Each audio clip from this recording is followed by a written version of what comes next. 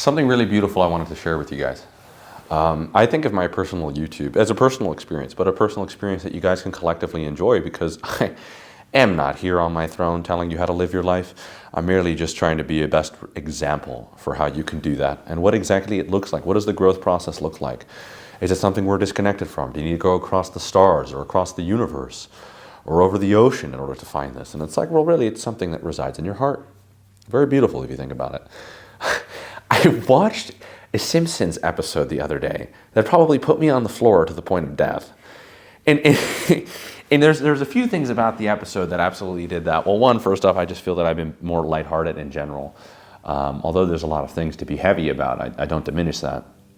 The episode really gets into a person that dedicates their whole life to trying to be, successful, but lacks the heart and soul of any of the experiences they had. It was just about overcoming adversity. And then there's Homer. The guy's a liability at a radiation facility. And of course, this guy has a Harvard's degree, he's super educated, and he can't stand the fact that Homer exists. The long story short of the story is pretty much that. He goes to see Homer, and he's married and he has kids, and he goes, how does this buffoon have any of these things? I live in a one-bedroom above a monorail. You live in this house, it's a fucking mansion. How do you make this kind of money? How do you do this? How are you still alive? How are you not dead? How are you not fired? And at the end of it, the guy ends up killing himself by accidentally behaving like Homer, but only Homer can get away with it. And so it plays into an existential question, which I really liked. And it's, what do you do in order to have the life that you have? And at what point do you actually connect to the life that you have, opposed to just thinking that you're just up against adversity? I hate the word I hate the classic self-help. I think in a lot of ways it's so outdated. I think it's so outdated because it's never been human to begin with. It was predicated off of, can I get everybody to buy into an ideology that will give them a short-term kind of release? So pretty much buy into a lie. And once you buy into that lie, and then you're going to experience the benefits of that lie until, of course, you have to go to your next seminar next week. Because a lot of the times you have to constantly reinforce that framework. And it's also, by the way, one that disconnects you. And so I took the Simpsons episode and I kind of started my week because I was just laughing so hysterically at it. In a lot of ways, it's a work of art. And that's really what I wanted to talk about, the importance of that kind of art in our lives. How can we be a reflection of it? And at what point is somebody unconscious or is somebody connected? It's a very important question. The objective of an artist is to let them see the message that even hides the artist from his own art. Good art will allow you to really see a reflection of the artist and also help the individual see maybe perhaps even a reflection of himself in it. Great art lets you see something that doesn't even make you question the artist or even you. It brings something up to the surface that we'd call divine. Something I wrote down, I really like this. I want them to see you. Very, very powerful. Think about how connected you have to be to your life in order to really start thinking about, I want to start creating a divine message where people can see God in the face of it. What do you think happens to an individual that builds themselves up enough? What, of course, do they really see? Do they see the person? It's like, clearly that's not the case, because we could all find somebody has something that they've done that makes them no longer that projection that you see them as. But does it also diminish what that person has allowed you to connect inside of you? The importance of male role models, for example. That's one of those essential components that allows somebody to connect so deeply to something that's not just in a reflection of them. It inspires something far more. It's in the image of. We all have the ability to do that. Really, I know, starting from a Simpsons episode, now you're going to hear this, is that we're going to talk about something even deeper than that. The importance of understanding that you're made in the image of God, and that if that's not the case, then everything that you've heard, every single semantic kind of terminology that allows you to go, oh, masculine, feminine, what the fuck does that mean? Most people are not connected to reality or to humanity to even be able to understand the importance of these things that allows them to give and connect to something so deep that's no longer just in representation of how they're seen. The last video I did was on ego. The importance of understanding that video is that it's going to give you a really damn good idea that you're not who you claim you are to yourself. That's a problem. So there's a big disconnect. Well, what does this disconnect look like? We'll put it this way. More people are not really concerned or care about what it really means to connect to these divine components that we're all connected to as man and woman. Now, there's a problem with this, and the problem with this is At what point can we understand the value of it outside of what it can give us? Truthfully shows how connected you are to that thing. I had a women's group today, and a lot of the women in the group were talking about, a connection with their femininity and how much they wanted it. And I just said, whoa, slow down. What do you want from it? It's the very thing you've rejected your whole life. You don't want it. You want what it can give you. And in a lot of ways, you get a divine test when it comes to these characteristics. A lot of guys come to me, I want to become masculine. Okay, what does that mean? Well, I can guarantee you, I'll tell you what masculine means to most men. It's like also what most women think their husband means to them. It's the solution to all of your problems that allows you to have a sense of power that makes you do whatever the fuck you like to people without you having to consider any of your actions or behaviors. So pretty much, in other words, it's the lollipop to the crying kid.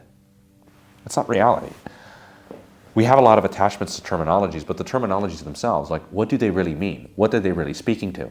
So I had a client of mine, and she was telling me how much she wanted to connect with a man. She wanted to feel this deep kind of polarity. And I said, okay, so you want a really deep connection. Where do you think that starts? This came down to something a little bit deeper. I was able to tell her that you're completely and totally disconnected, and the only thing that you're interested in is the things that you tell me you want after you've realized your whole life you've completely and totally buried. Well, isn't that true? Oh, we really, really want those things back. I was actually reading a book by Carl Jung. It's called The Red Book. It's actually the accumulation of his work and his connection to his soul. And the most interesting part of the book is the beginning of it. It really talks about how much he shunned this part of himself. And he's accepted that it's going to feel like you're walking a desert as you're thirsty, day in, day out. He's only used it as a mere form of analysis, never something he wanted to connect to. In fact, he spited it, he hated it, he rejected it.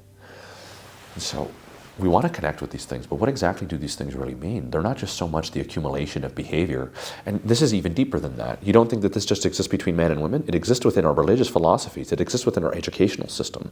All of these things have one thing in common. And it's what I've noticed is that none of these things are connected to humanity or life. Nature fundamentally removed from it doesn't create people more connected to an understanding of the divine. It makes people function unconsciously in relationship to their insecurities and inadequacies, and it becomes the projection of that. So I thought about it. If you're a Christian, or you're a Jew, or you're a Muslim, or you're a Buddhist, what are you really? Are you just the terminology that allows you to conform? And that's what I notice most people are religiously. It's like, you're not really what you claim you are you? You just like how people can identify. Actually, you just like how you can hide within the group of that philosophy. Do you really connect to it? To connect to something implies that you have discovered the truth in it that has completely changed you as a person. You really connect to experiences you can talk about. And it was so interesting. So taking that one client, I told her, I said, hey, the feminine part of you, well, tell me your relationship with your mother. And she goes, it was really hard at first, but now we're best friends. And I said, no, you pity her. You're not best friends. You just learned to feel power over how insignificant she is and how much better you are. I'll try again.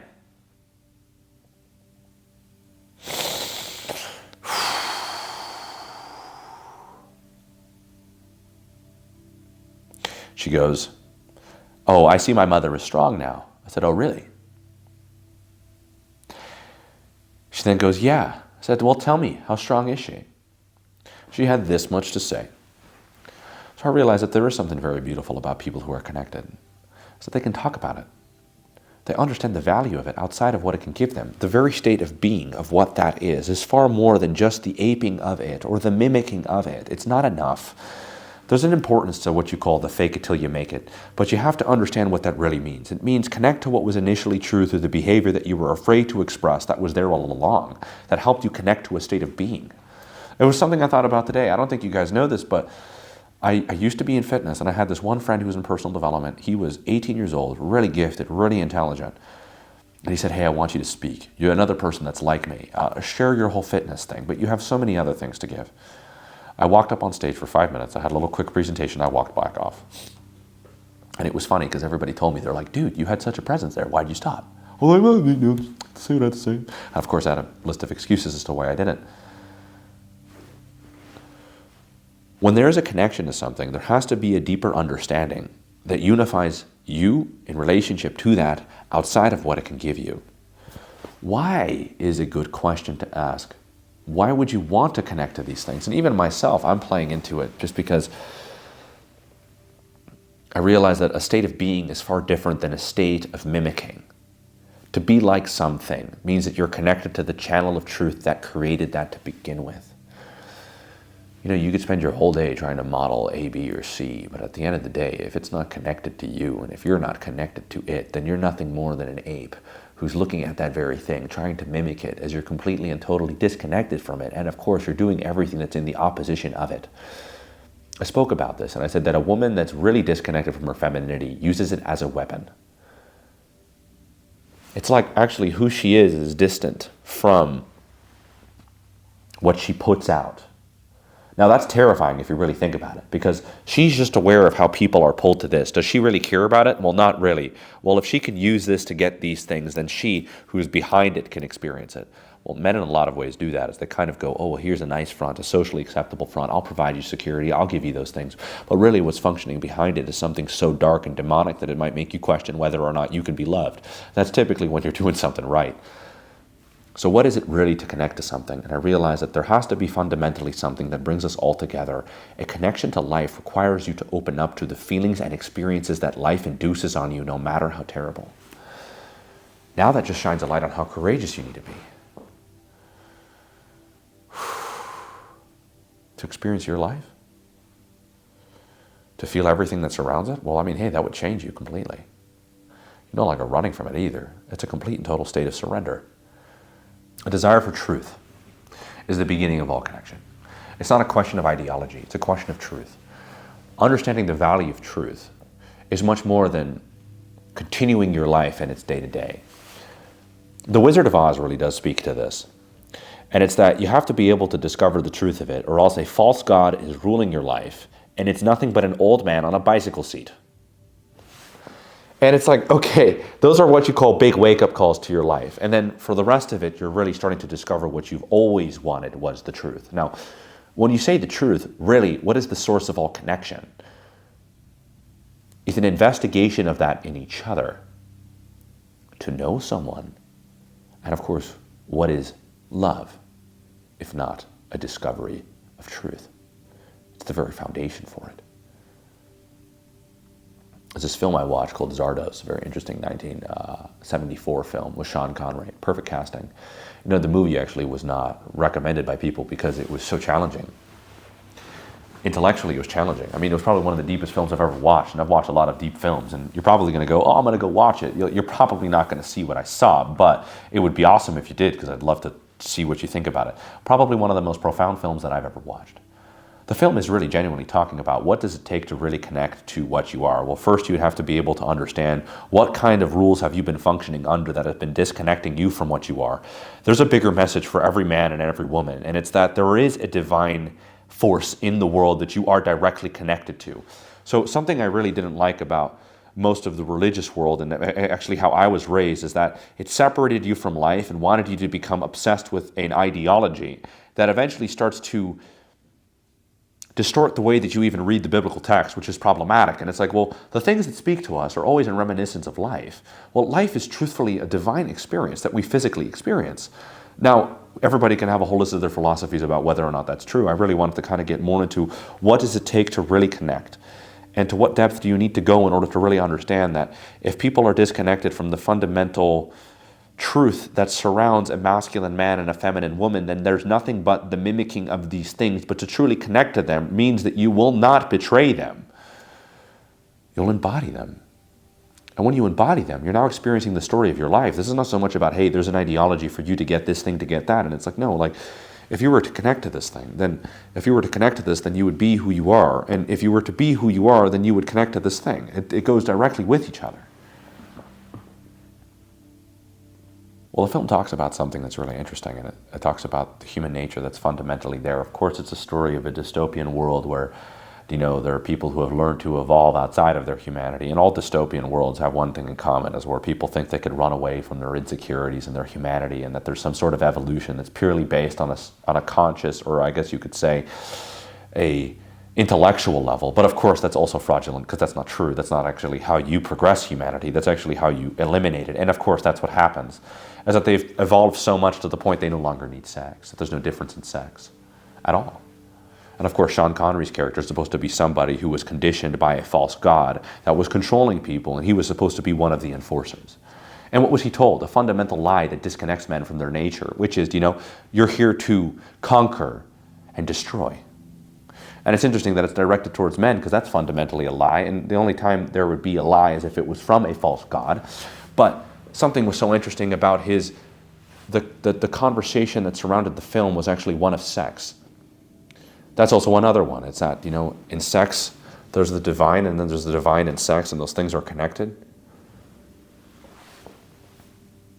Throughout the course of the film, you begin to see somebody who's actually interacting with this part of themselves, but they have a deep, deep drive for something that allows them to go deeper than they thought they can ever go. It starts with genuinely a film that's having a lot of these investigations around the sexuality, which is so interesting because I noticed that in so many ways, it's such a crucial component of our lives and something that we have been so disconnected from, truthfully in its truest sense,